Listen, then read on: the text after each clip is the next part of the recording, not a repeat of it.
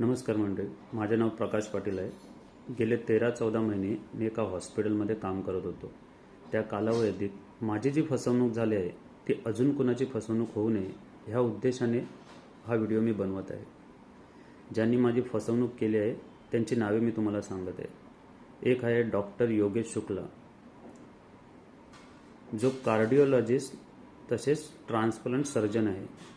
दुसरा आहे गिरीश मिश्रा, हा MBBS आहे तसेच कन्सल्टंट रेडिओलॉजिस्ट आहे.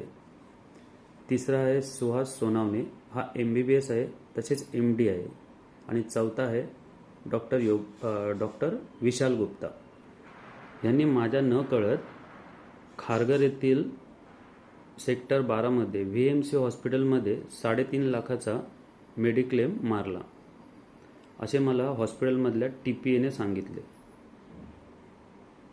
तिने सांगितल्यानंतर मी या प्रकरणाचा पडताळणी केली असता माझ्या असे निदर्शनास आले, माझा फेक मेडिक्लेम तर ह्या लोकांनी मारलाच आहे, तसेच मेडिकल इन्शुरन्स कंपनीचा करोडोचा घोटाळा केलेला आहे.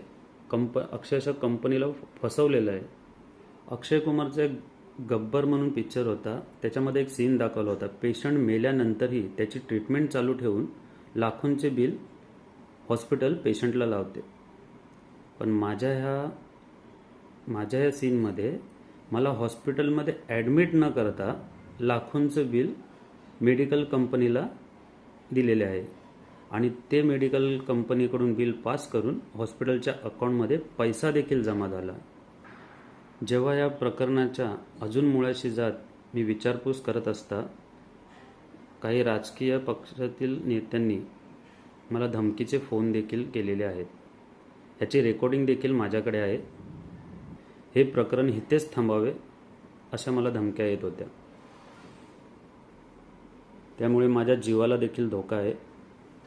म्हणूनच मी येत्या 3-4 दिवसांमध्ये प्रसार माध्यमांशी संपर्क साधून या संपूर्ण प्रकरणाचा खुलासा मी महाराष्ट्रातील जनतेच्या समोर सादर करणार आहे. तोपर्यंत माझी आपणा सर्वांना कळकळीची नम्र विनंती आहे, माझा हा व्हिडिओ जो मी Facebook, Twitter, Instagram, YouTube, Threads अशा माध्यमांमध्ये अपलोड करत आहे, याला जास्तीत जास्त शेअर करा. भले लाईक नाही केलात तरी चालेल, पण शेअर करा जेणेकरून सर्वांपर्यंत हा व्हिडिओ पोहोचावा. आपल्या सर्वांच्या सहकार्यानेच हा करोडोंचा घोटाळा मी उघडकीस आणू शकणार आहे. माझ्या पुढच्या व्हिडिओमध्ये ह्यामध्ये मेडिकल कंपनीचेही मोठे पदाधिकारी सामील आहेत. तसेच कुठची मेडिकल कंपनी आहे तिचे देखील नाव मी पुढच्या व्हिडिओमध्ये आपणा सर्वांना सांगणार आहे, तेही पुराव्यानिशी. जय हिंद, जय महाराष्ट्र.